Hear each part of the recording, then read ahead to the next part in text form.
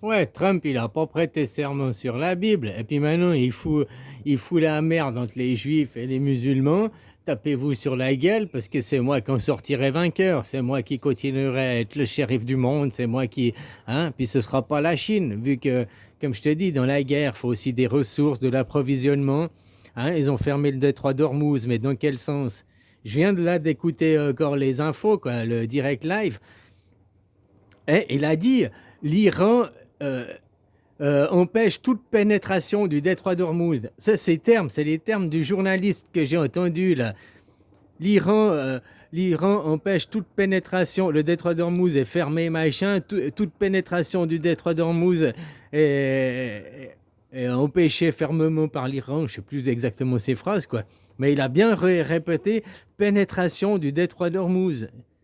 Donc, les journalistes, attention, parce que tu vois, l'Iran interdit la pénétration, quoi. Ah, ils veulent rester vierges, hein. Ah, des choses pareilles. Donc, s'il y a une crise maintenant pétrolière, elle est due à qui? Ben, les États-Unis, c'est qui a amené deux porte-avions là-bas? Puis c'est qui amène le troisième porte-avions, là, le Charles de Gaulle, quoi? Hein, le porte-avions qui marche à vélo, quoi. À pédale, quoi, je voulais dire. Le porte-avions à pédale, quoi, le Charles de Gaulle, quoi. Ouais, comme ça, là-bas, Christophe Colomb, il aura tes trois caravelles, quoi. On pourra les couler d'un coup, d'un seul, quoi. Ben oui, parce que, comme je t'ai dit, on peut voir qu'est-ce qui se passe là à travers. Ah, j'attends que tout ton camion, il passe, quoi. Bon, eh ben, vu que Trump, normalement, quand ils prennent la mandature, les présidents, ils disent, je le jure, ils prêtent serment sur la Bible. Là, pour sa deuxième mandature, il a refusé de prêter serment sur la Bible. Il ne l'a pas fait.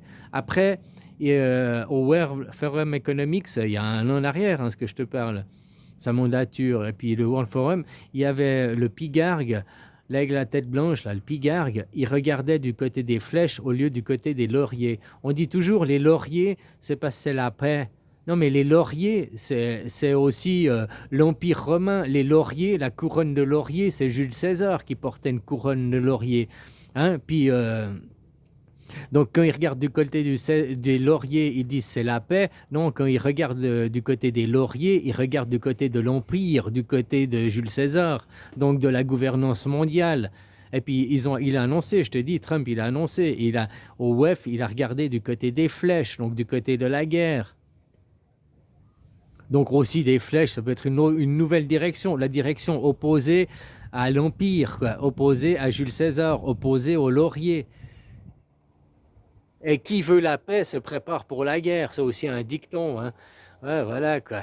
Tu sais, c'est le monde des femmes, c'est différent parce que c'est tout par en catimini, c'est tout par derrière parce que la femme, elle n'a pas la force d'affronter l'homme direct. Même un homme faible, il a plus de force qu'une femme. Hein. Voilà quoi. Question de caricature, gabarit. Mais l'homme, rien que tu vois un homme qui est baraque devant toi et tout, tu vois un déménageur, t'as pas envie d'aller lui chercher des noises, quoi. Même s'il fait pas 2 mètres, hein, même s'il fait juste 1,70 m, il a la carrure d'un déménageur, quoi. Le mec, t'as pas envie d'aller lui chercher des noises. Parce qu'il fait, je sais pas, 85 kilos à 1,70 m. Tu vois le mec tout en muscle. Ouais, bon, bah, ok, quoi. Hein?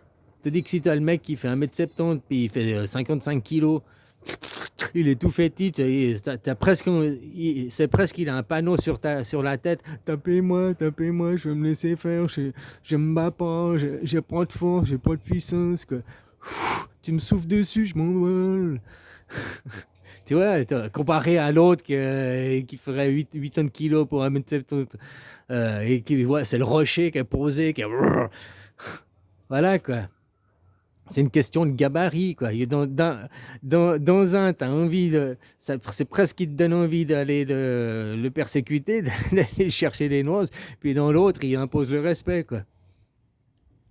Bref, je disais, Trump, il a refusé sur la Bible. Donc on peut voir qu'il fait une séparation de l'État et de la religion. Et puis il a refusé, après au World Forum économique, il a montré qu'il regardait du côté des flèches et non plus des lauriers, qu'il regardait plus du côté de la gouvernance mondiale de l'Empire romain, mais qu'il allait... Les flèches, il y en a plusieurs, c'est aussi le polythéisme, c'est aussi... hein, les flèches, c'est les soldats qui tirent les flèches, tu comprends? Les lauriers, la couronne, c'est pour l'empereur, il n'y en a qu'un. Les flèches, il y a plusieurs flèches, donc il y a plusieurs tireurs à l'arc, il y a les soldats, il y a les travailleurs. Donc tu vois, c'est en écoutant les pro-Trump qui sont là qui disent que Trump il fait un super travail. C'est un Américain qui est pro-Trump et qui dit que Trump il fait un super travail parce qu'il fait le ménage aux Amériques, machin et tout, quoi. Peut-être il m'a converti à force de l'écouter, va savoir. Non, mais c'est aussi ce que je te dis, voilà, c'est lui qui dit que justement il est content de cette guerre en Iran parce que Trump ne suit pas Israël. Ok, il a attaqué l'Iran à la demande d'Israël, mais il fait pas tout ce qu'il veut derrière. Il fait pas, il fait une partie, il fait un petit peu ce que Madame demande, mais il fait pas l'ensemble, quoi. Voilà. Donc on voit qu'il y a de l'eau dans le gaz. Et puis il crée la tension entre quoi? Entre deux religions. Donc s'il veut couper l'État et les religions, eh ben, c'est ce qu'il est au Moyen-Orient, que ce soit pour Israël, que la religion, elle n'interfère plus dans l'État, ben, tu vois.